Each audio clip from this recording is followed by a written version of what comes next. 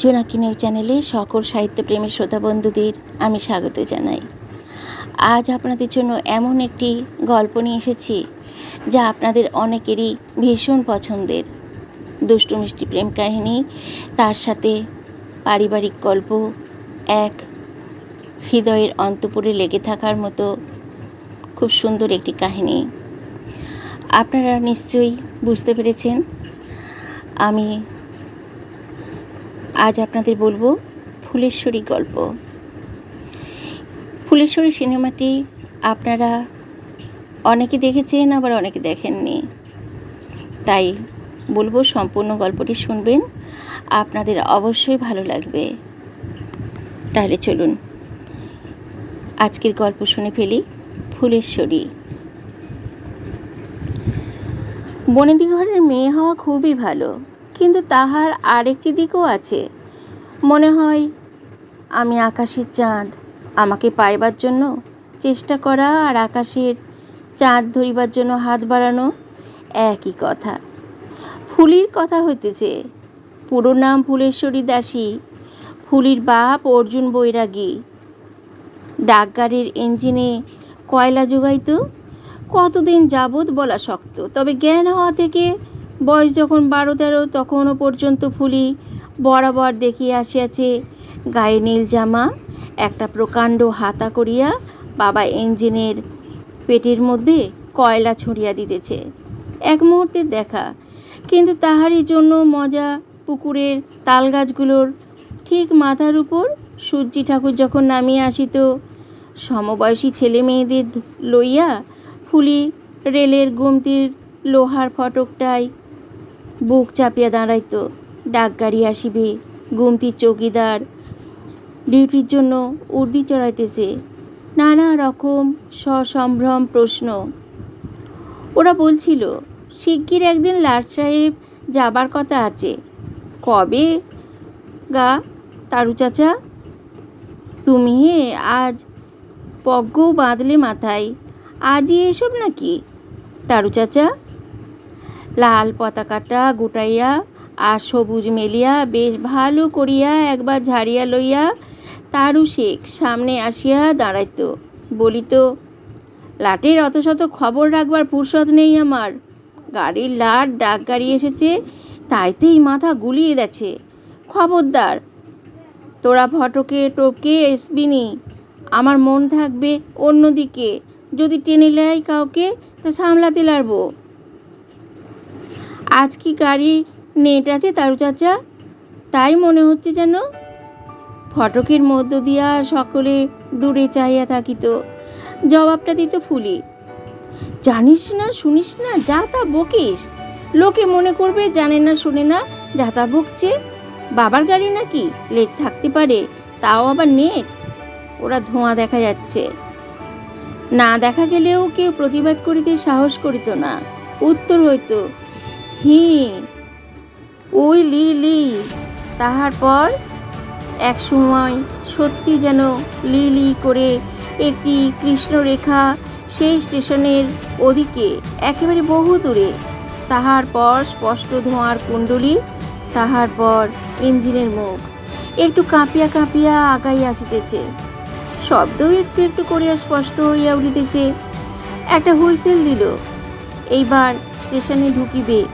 দূর থেকে দেখা যায় প্ল্যাটফর্মের ধারের দিকে যাহারা দাঁড়াইয়া সরিয়া মাঝের দিকে চলিয়া আসিল, যাহারা বসিয়াছিল উঠিয়া দাঁড়াইল। ডাকগাড়ি, গাড়ির লাইট কিনা এসব ছোটোখাটো স্টেশনের দিকে ঘুরিয়াও চাহিবে না। দাঁড়ানো তো দূরের কথা, গুমতিরেরা গেটের লোহা আরও কষিয়া বুকে চাপিয়া ধরিল।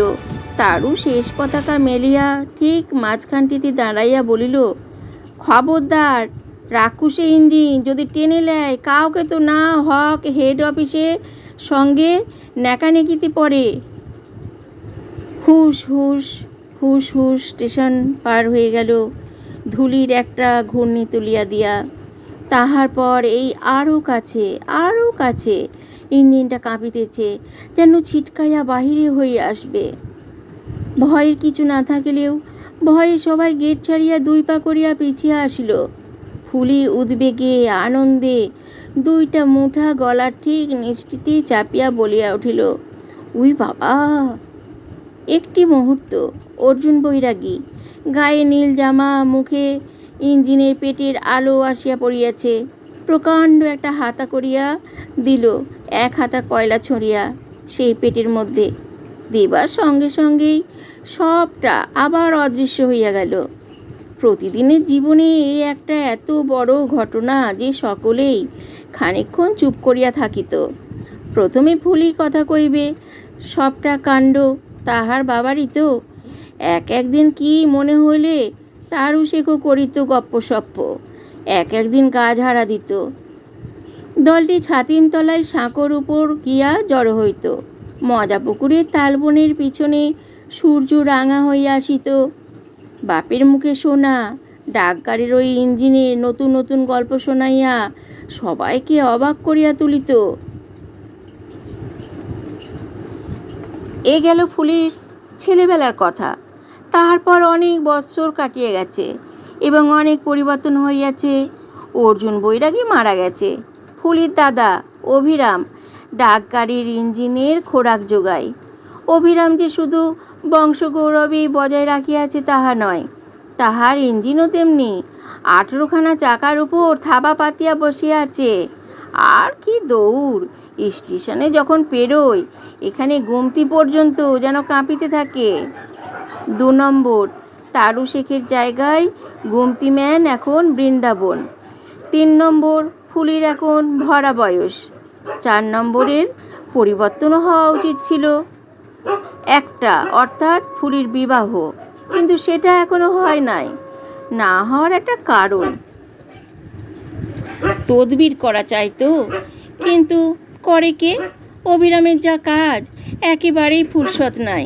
সপ্তাহে কদিন তো বাড়ি আসতেই পারে না। যে কটা দিন আসে বাড়িতেই নেশা করিয়া পড়িয়া থাকে। প্রতিবেশিনীরা অভিরামের বউকে বলে, নিজের খোঁজাখুঁজি করবার আসর নেই তা পাড়ার 5 জন মাতব্বরের কাছে যাক, ধরুক। বয়স না বানের জল, চোখ বুজে থাকাটা ভালো দেখাই। আর বুন কি না, তাই মেয়ে হলে পারত। ফুলির কানে উঠিলে ফুলি রাগিয়া যায়, ঠোঁট দুইটা কুঁচকাইয়া 5 বাড়ি পর্যন্ত আওয়াজ দেয়।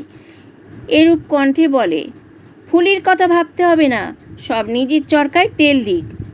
হ্যালো চাষার গাঁ, তার আবার মাতব্বর, দাদাকে গিয়ে তাদের সঙ্গে কথা কইতে হবে, গেছি আর কি। উত্তর যে না হয় এমনই হয়। চাকরির গুমর, অথচ চাকরি কিনা ইঞ্জিনে কয়লা ঠেলা।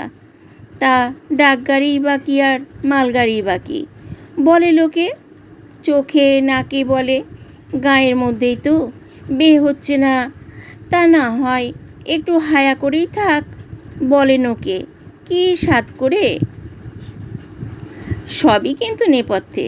গলা খুলিয়া ফুলির কথার জবাব দেয় এমন বুকের পাটা কাছে পিঠে কাহারও নাই। ফলে কথা আর বাড়ে না।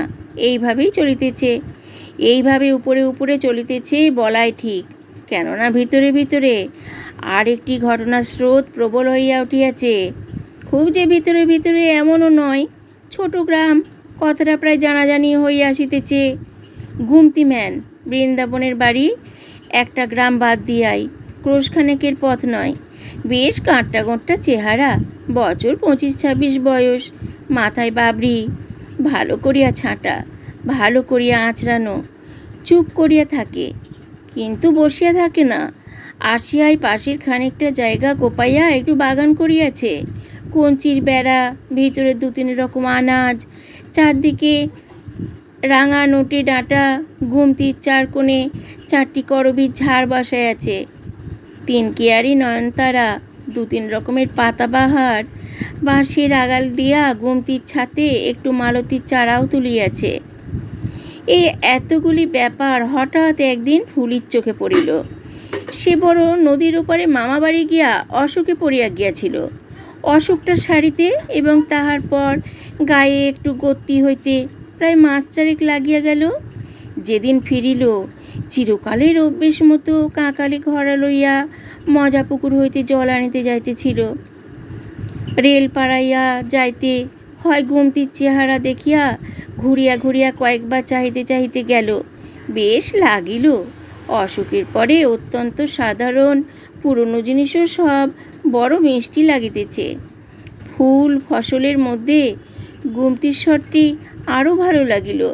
ভালো লাগার সঙ্গে সঙ্গে একটা কৌতূহলও জাগিল ফুলির মনে। গুমতিম্যান যে বদল হয়েছে এটা এমন কিন্তু প্রকাণ্ড খবর নয় যে ভাজ তাহাকে বাড়ি আসিতেই শোনাইবে। মজা পুকুরের দিকে অগ্রসর হইতে ফুলির মুখে একটা হাসি ফুটিল। এতদিন গিয়া বুড়া বয়সে হঠাৎ তারু চাচার এত শখ আসিল কোথা হইতে? বুড়িকে তালাক দিয়া নতুন চাচি কাড়িল নাকি? গল্প প্রসঙ্গে মাঝে মাঝে বলিত বটে, রেলের চাকরে বলিয়া তাহার উপর অনেক বেওয়া বিবিদের নজর আছে। দু একজন জোয়ানও আছে তাহাদের মধ্যে। পুরনো লোক, তাই বুড়া। গাঁয়ের ছেলে মেয়েদের সঙ্গে ঠাট্টা প্রসঙ্গে গল্প চলিত। চাচা শেষ পর্যন্ত কথায় কাজে এক করিল নাকি? বড় কৌতুক বোধ হইল ফুলির। ঘাটের ভাঙা রানায় বসিয়া আবল তাবল কী সব ভাবিল। বোধহয় বুড়ো তারু আর নতুন চাচির অভিনব জীবনযাত্রার কথা অনেকবারই মুখে মিটি মিটি হাসি ফুটিল ফুলির। তাহার পর এক সময় ঘরা ভরিয়া বাড়িমুখ হইল। বেলা পড়িয়া আসিতেছে। গুমতির কাছাকাছি আসিয়া ফুলির মাথায় এক ভূত চাপিল।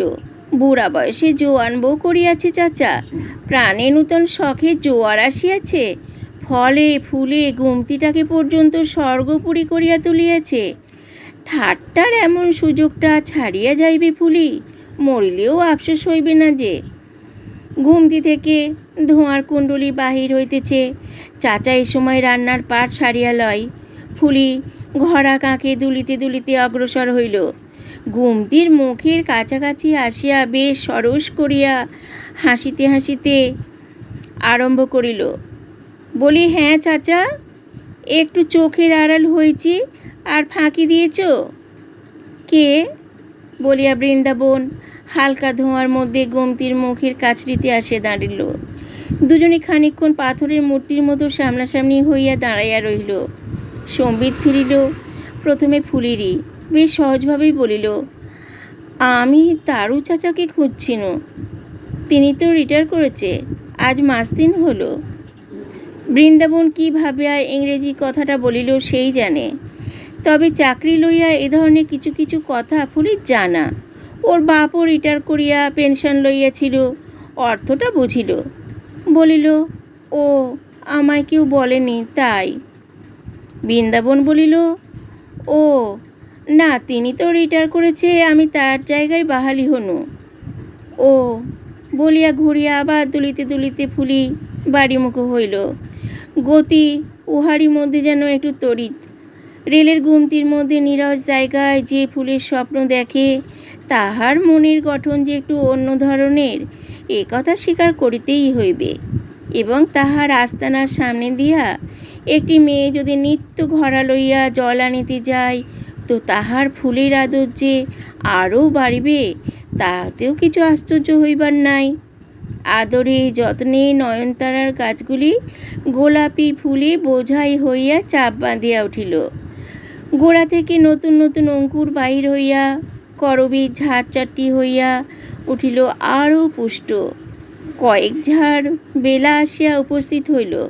স্থান পরিবর্তনের কয়েকদিন একটু নির্জীব হইয়া রহিল। তাহার পরেই মরা পাতা ঝরিয়া গিয়া আদরে যত্নে হরিময় হইয়া উঠিল। মালতী চারটিও তাড়াহুড়া করিয়া বাড়িয়া উঠিবার তাগিদে বাঁশের আগলটার অনেকখানি ঢাকিয়া ফেলিল। তরকারি বাগানটা রহিল, তবে ঝিঙে লতার কোলে কোলে তরুলতার গাঢ় সবুজ ঝিরঝিরে পাতার গুচ্ছ দোল খাইতে লাগিল। জায়গায় জায়গায় এত এক আধটা রং টকটকে ফুলও উঁকি মারিতে লাগিল। অবশ্য একদিনে হইল না, তবে প্রতিদিনই কিছু কিছু হইয়া চলিল। ফুলি জল ভরিতে যায়, প্রায়ই সঙ্গে প্রতিবেশী অন্য কোনো মেয়ে থাকে। একজন হোক, দুজন হোক, আরও বেশি থাকে। যেদিন থাকে না, ফুলি ভাইপোটিকে সঙ্গে লয়। ছেলেটির নাম কেষ্ট, বয়স বছর 8। সে থাকিলেই ফুলের সুবিধা হয় বেশি। গুমতি পার হইয়াই আরম্ভ করে, তারু চাচা দিব্যিটি ছিলে? না রে কেষ্ট। কেষ্ট উত্তর দেয়,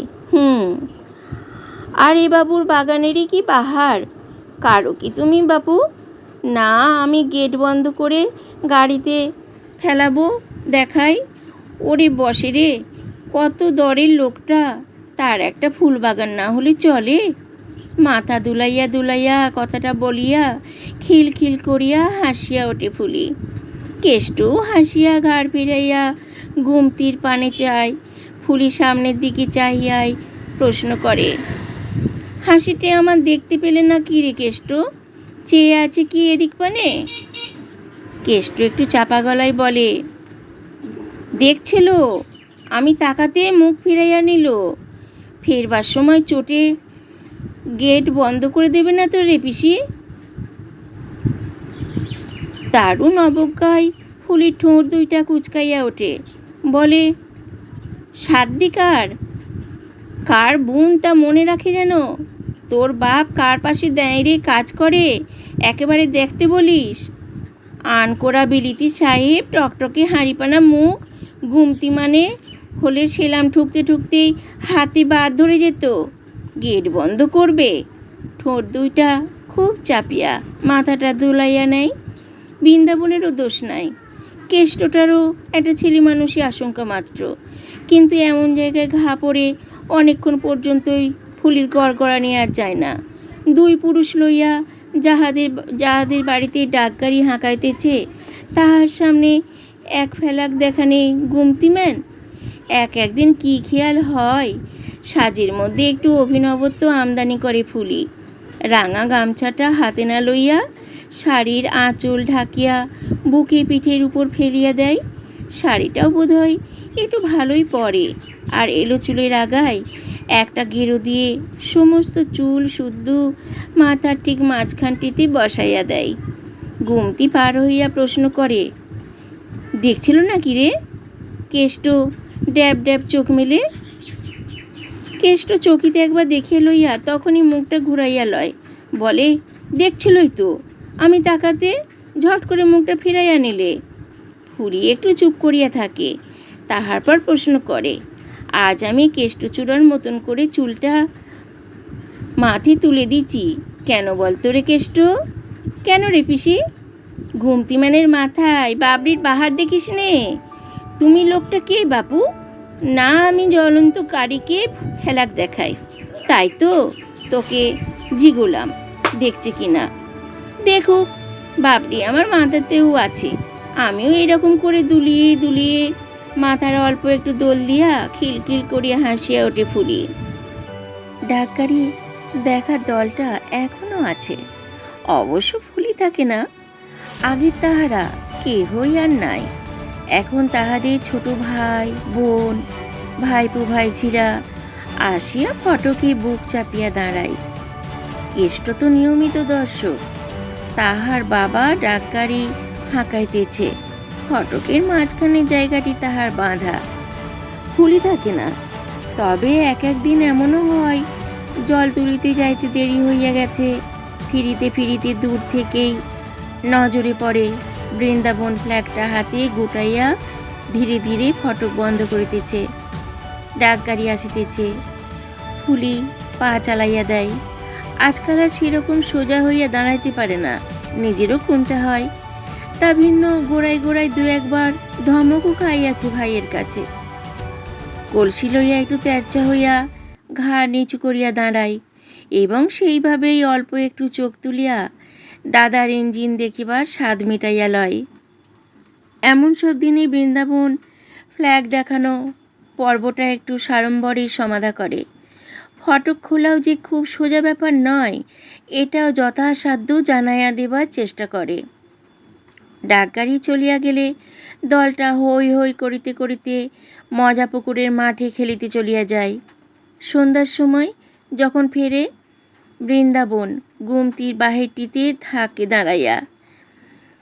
তারু শেখ যেমন ছেলে মেয়েদের আদর দিত, লোকটা সে ধরনের নয়। আশকারা দিলেই তো বাগানের উপর নজর পড়িবে। তবে কেষ্টর সঙ্গে ইদানি একটু ভাব হইয়াছে। ডাকে, কেষ্টবাবু নাকি হে? বাবার সাথে কি আলাপটা হলো, একটু কইবে না? ওদের পরিবারের খুঁটিনাটি কি করিয়া সব সংগ্রহ করিয়াছে। সমস্ত দলটা খিলখিল করিয়া হাসিয়া ওঠে। একে এত বড় রসিকতা, তাই গুমতিম্যান বৃন্দাবনের মুখ দিয়া বাহির হইতেছে, ঠেলাঠেলি লাগিয়া যায়। বল না রে কেষ্টা, বাবা ইঞ্জিন যে কানে কানে কি কইল? আবার হাসি ওঠে। কেষ্ট বলে, কইলে সে অনেক কথা, অনেক অনেক। ছোটদের হাসি সস্তা। এই ধরনের কথাবার্তাতেই জায়গাটা হাসিতে হাসিতে মধুর হইয়া ওঠে খানিকক্ষণ। বৃন্দাবন বলে, তা তুমি একটু বসবে নি? বসো না, না হয়। কি কইলে একটু শুনি। তোমরা যাও হে, আমাদের একটু কানে কানে কথা হবে। আমাদের লাইনের কথা সবাইকে শুনতে নেই। ইঙ্গিতটা স্পষ্ট, অর্থাৎ সব পাতলা হও। তবুও সেইটাকেই আনন্দে পরিণত করিয়া লয় সকলে। লাইনের কথা শুনতে নেই, শুনতে নেই বলিতে বলিতে হুল্লোড়ের আর একটা জের তুলিয়া সবাই লাফাইতে লাফাইতে হাত তালে দিতে দিতে চলিয়া যায়। গুমতির বাহিরেই এক ফালি পরিষ্কার ঘাসে ঢাকা জমি। কেষ্ট বসিতে যায়। বৃন্দাবন বলিয়া ওঠে, দাঁড়াও হে, দাঁড়াও হে, চাটাইটা বের করি। তুমি হচ্ছ আমাদের অভিরামদার ছাওয়াল। তুমি সাহেবের পাশে দাঁড়িয়ে ডাক গাড়ির ইঞ্জিন হাঁকায়, আর তুমি মাটিতে বসবে? বা, বিচারটা খাসা বটে। বসিয়া আরম্ভ করে। তারপর, অভিরামদা এ ডিউটিতে কোথায় যায়, কোথায় গেছিল, তা কিছু গল্প করলে? একদিন গিয়ে যে তানার সঙ্গে সাক্ষাৎ করে আসব, তা যা গাড়ির হিড়িক, গেট ছেড়ে নড়বার জো আছে, তা আমার কথা কিছু জিজ্ঞেস করছিল নাকি? অভিরামের ফুরসত আরও কম। অমন ভাগ্যের বোনটার একটা হিল্লে করিবে, সেটুকুই হইয়া ওঠে না তো বৃন্দাবনের খোঁজ রইবে। গোড়াতেই একবার করে নেশার ঝোঁকে বাড়ি ঢুকিতে ঢুকিতে বলিয়াছিল, আজ তারু চাচার জায়গায় গুমতিতে কোন এক নতুন সুমন্দিকে দেখনু যেন রে।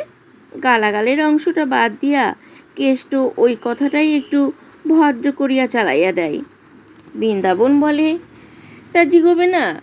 রেলের নোক যে, সব এক। যাব একদিন, এলেই এবার বলে যাবে, দেখো ভুলে গেছো আর কি। মুরগির লাড্ডু খেতে ভালোবাসো না? নারকেলের দেয়া। আজ বনগা থেকে এসব কিনা নিয়ে এলো। তা মনে করো আমাদের কেষ্টবাবুর জন্যে গোটা কতক রেখে দিই না হয়। তো আজের সঙ্গে সঙ্গে আলাপ আরও অন্তরঙ্গ হয়ে আসে। মা কেমন আছে? কোলের বুনটি? আমাদের আবার লাইনের সব ভাই ভাই কি না? অভিদা নাই, একটু খোঁজ রাখতে হয়। নইলে অভিদা ভাববে, দেখো বৃন্দাবন রয়েছে পাশে, লাইনের লোক, অথচ একবার ঘুরেও তাকায় না। কেষ্ট নাড়ুতে কামড় দেয়া বলে, ভালোই তো আছে।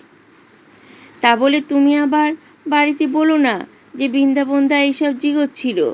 বৌদি ভাববে, দেখো লাইনের লোক এসে একটু খোঁজ নিয়ে যাবে, সে মুরদ নেই, জিজ্ঞেস করেই দায় খালাস। না, এখানকার কথা উঠে দরকার নাই। কোথায় ছিলি রে এতক্ষণ? না অমুকের বাড়ি ছিলাম। একটা কারুর নাম করে দেবে। নাড়ুগুলো কেমন? কেষ্ট একটু মাথাটা নাড়িয়ে বলে, খাসা। আমাদের মুলুটির নাড়ু কি না? লামি যে নোকে বর্ধমানের সীতাভোগ ফেলে খাবে না। আর কি যেন বলতে গিয়ে ভুলে গেল। হ্যাঁ, তোমার পিসি কেমন আছে? ওই যে ঘড়া করে জল নিয়ে যাই গো, এক আধ দিন দেখি। পিসি তো তোমার। আমার আবার মনেও থাকে না। সবার কথা জিগলুম, আর একজনকে বাদ দেওয়াটা অদম্য হয়তো। তাই। কেষ্ট মাথা নাড়ে। তাহার পর বলে, ভালোই তো আছে। এইবার একটু শক্ত হইয়া পড়ে। এইখানটিতে আসিয়া পড়িবার জন্যই তো এত তোড়জোড়। বৃন্দাবন বেশ খানিকক্ষণ চুপ করিয়া থাকে। কেষ্ট নাড়ুভক্ষণ শেষ হইলে বলে, এইবার একটু জল খেতে হবে কেষ্টবাবু, লয় কি? এই দি। ঘরের মধ্যে চোখের আড়াল হইয়া একটু সুবিধে হয়। বৃন্দাবন জল গড়াইতে গড়াইতে বলে, ভালো কথা মনে পড়ে গেল, কেষ্টবাবুর পিসি আমায় নিয়ে কি যেন বলছিল সেদিন, কোনো মন্দ কথা নাকি গো? কথাটা যে মন্দ ছেলে মানুষ হলেও কেষ্ট বোঝে। বলে না, তাহার পর একটু বুদ্ধি খাটাইয়া বলছিল কি খাসা বাগান আর কি খাসা ফুল। বৃন্দাবন কেলাস হাতে বাহিরে আসিতে আসিতে বলে, তবে যে হাসলে দুজনে, দেখনু যে আমি। কেষ্ট একটু থতমত খাইয়া যায়, খানিকটা কথা ফাঁস করিয়া ফেলে বললে আমার দিকে চেয়ে চেয়ে দেখতে নাকি রে? আমি বললু, কই না তো। বৃন্দাবন একটু চুপ করিয়া কি যেন ভাবে, তাহার পর গেলাসটা ভিতরে রাখিয়া আসিয়া বলে, এবার এক কাজ করবে, বলবে দেখছিলই তো। কেষ্ট ঠিক বুঝিতে পারে না, মুখের দিকে খানিক চাহিয়া থাকে, তাহার পর বলে, তাই তো বন্যু বলেছিনু উই কথাই। বৃন্দাবন বিস্ময়ে একটু পিছনে হেলিয়া পড়ে, বলে, কও কথা, তুমি বললে তাই? আরে আমি দেখতে যাব কেনে? কি বইটা গেছে আমার? বলে গাড়িকে ফেলাক দেখিয়া ফুরসত নেই। তা হ্যাঁ, বললে কি পিসি শুনি? মানা করেছে কইতে। তা করুক না মানা, আমি কি তাকে বলে দিতে যাচ্ছি? দেখো দেখি, কেষ্টবাবু এত বুদ্ধিমান হয়েও বোকা হেন কথা কয়। বলবো যে আমার কি তোমার পিসির সাথে কথা আছে? আর কইব কখন কথা, তাই কও। 4টে লাইনের গাড়ি সামলাই। মানা থাকায় বলিবার জন্যই জিভ চুলকায় কেষ্টর। একটু একটু করিয়া সব কথাই ফাঁস করিয়া দেয়। ফটক বন্ধ করিয়া দেওয়ার কথায় পিসির গড়গড়ানি, ঘুমতি ম্যানের সেলাম ঠুকিতে ঠুকিতে হাতে বাদ ধরিয়া যাওয়ার কথা পর্যন্ত। ছেলেটার ওপর দেখিতে যাই হোক, ভিতরে ভিতরে বেশ চালাক, নিজের দর বাড়াইতে জানে। মানা সত্ত্বেও যেমন ফুলির কথাগুলি বৃন্দাবনের কাছে প্রকাশ করিয়া দেয়, তেমনি আবার বৃন্দাবনের কথাগুলিও অবসর বুঝিয়া ফুলির কাছে পৌঁছাইয়া দেয়। শুধু এই প্রকাশ করার কথাটা দুজনের কাহাকেও জানিতে দেয় না, তাহা হইলে দর আবার পড়িয়া যাইবে তো। এই করিয়াই চলিল। এরপর রাসের সময়। গ্রামটা বৈষ্ণবদের, প্রায় সবাই গরিব চাষি। শুধু এই সময়টা একটু সারা পড়িয়া যায়। পুকুরে গা ধুইয়া ঘড়া করিয়া জল লইয়া ফুলি বাড়ি ফিরিল। ভিতরে ভিতরে কি একটা কথা যেন ভাবিতেছে, মুখে অল্প একটু হাসি লাগিয়াছে। বড় ঘরের দাওয়া থেকে ভাজ একটু ঠোঁট চাপিয়া প্রশ্ন করিল, পুকুরঘাট থেকে ঠাকুরজি আজ হাসি ঠোঁটে করে ফিরল কেন গো? শুনতে নেই গরিবদের?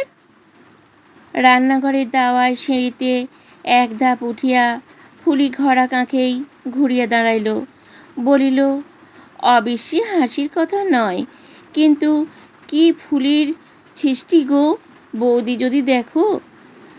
যেমনি নয়নতারা তেমনি কি করবিয়ার মল্লিকে, গাছ যেন বলে আমি ভেঙে পড়ব।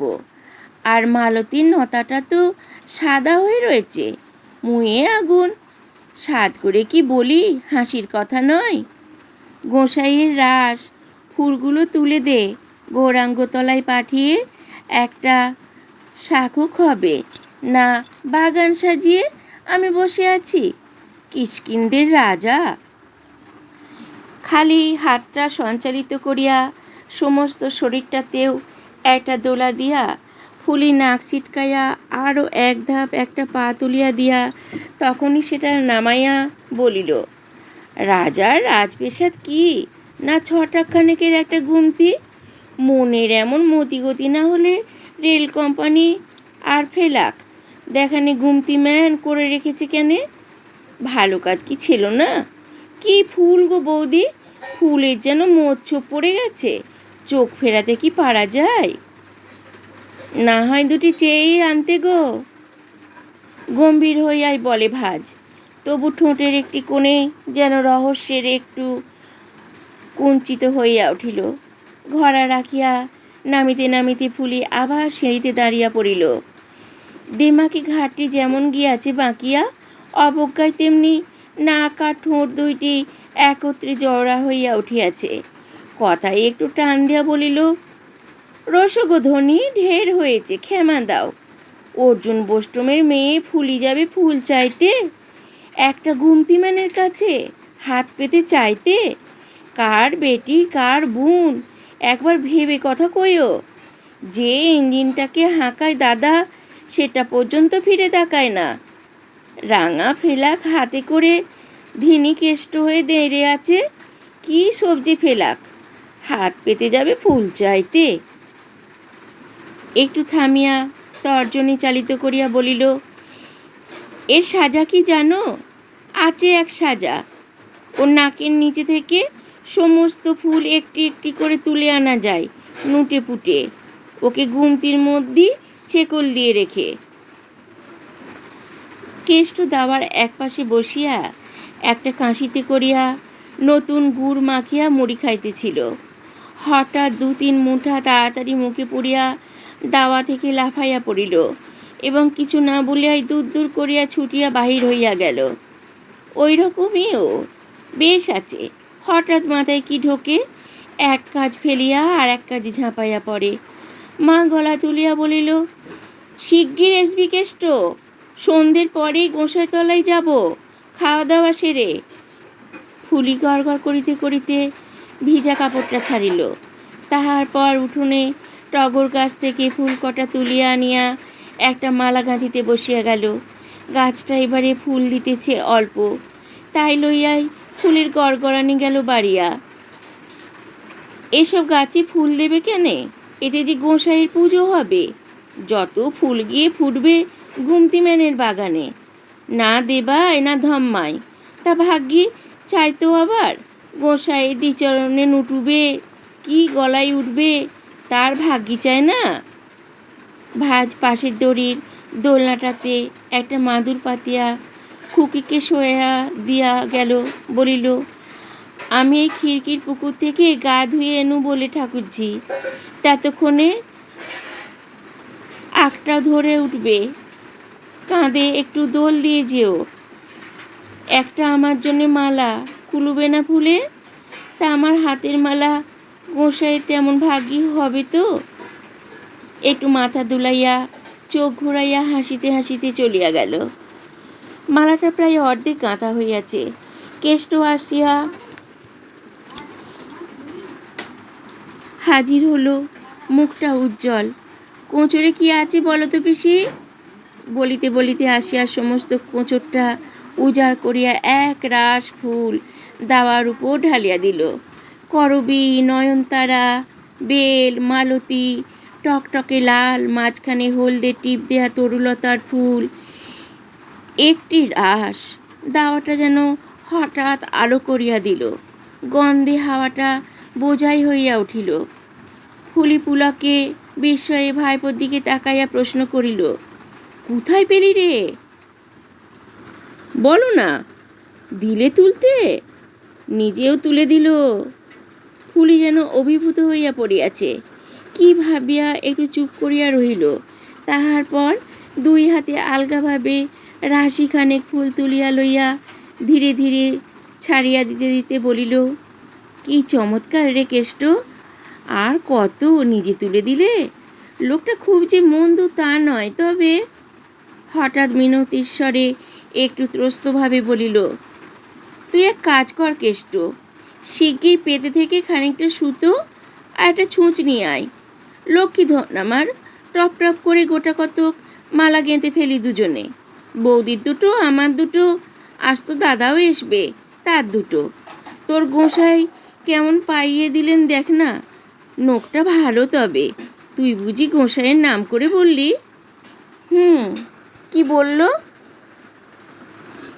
গুরুক খাচ্ছিল। বললে গোঁসাইয়ের জন্যে তো নিয়ে গেল।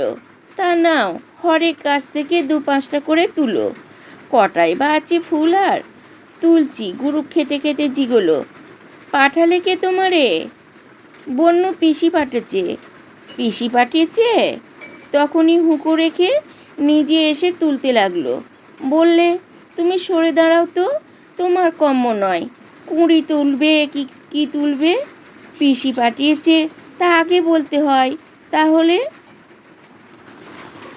পিসির মুখের উপর নজর পড়িতে কেষ্ট হঠাৎ থামিয়া গেল। মুখটা অন্ধকার হইয়া গেছে। ফুল লইয়া আলগাভাবে নাড়াচাড়া করিতেছিল। হাতটা বন্ধ হইয়া গেল। আর চোখে দ্বিতীয়বার চাহিয়া লইয়া কেষ্ট বলিল, দাঁড়াও, আমি ছুঁচসুতোটা লিয়ে আসি। দেরি করিতে লাগিল। সামনে আসিতে সাহস হইতেছে না। সবটা বোঝে না, তবে এটা আন্দাজ করিতে পারে যে দুজনের মধ্যে কিছু একটা ব্যাপার আছে, যার জন্য পিসির মেজাজটা সবসময় ঠিক থাকে না। তাগাদা খাইয়া যখন বাহির হইল, চৌকাঠের নিকট হইতেই দেখিল পিসির হাত দুটো আবার ফুল লইয়া মাখামাখি করিতেছে। মুখের সহিত ভাব আর নাই। সে কাছে আসিতে ভ্রু তুলিয়া মাথাটা একটু ঘুরাইয়া ঘুরাইয়া বলিল, তবেই বোঝ কেষ্ট, তোরা মনে করিস পিসিটা কে তা কে, গেরস্তির মধ্যে আনিস না। ওই দেখ, যেই নামটা শুনেছে কি ছুটে গেছে ফুল দিতে। রানীর খাতিরটা একবার দেখে থোস, রানী ফুলেশ্বরী দাসী। মালাকাতার হাতটা বন্ধ রাখিয়া মাথা দুলাইয়া বলিতে বলিতে খিলখিল করিয়া হাসিয়া উঠিল। খুকিটা কাঁদিবার উপক্রম করিতেছিল। দোলনায় একটা ঠেলা দিয়া বলিয়া উঠিল, চুপ কর ছুঁড়ি, কান্না শুনলে এক্ষুনি মাথা ধরবে রানীর। আরও জোরে হাসিয়া উঠিল। কেষ্টও যোগ দিয়া বাঁচিল। গল্পটি আজ এখানে সমাপ্ত করছি। আপনারা যদি এর পরের পর্ব শুনতে চান, অবশ্যই কমেন্টস করে জানাবেন। তারপর এর পরের পর্ব অবশ্যই তাড়াতাড়ি দেব। আজ আসি, নমস্কার।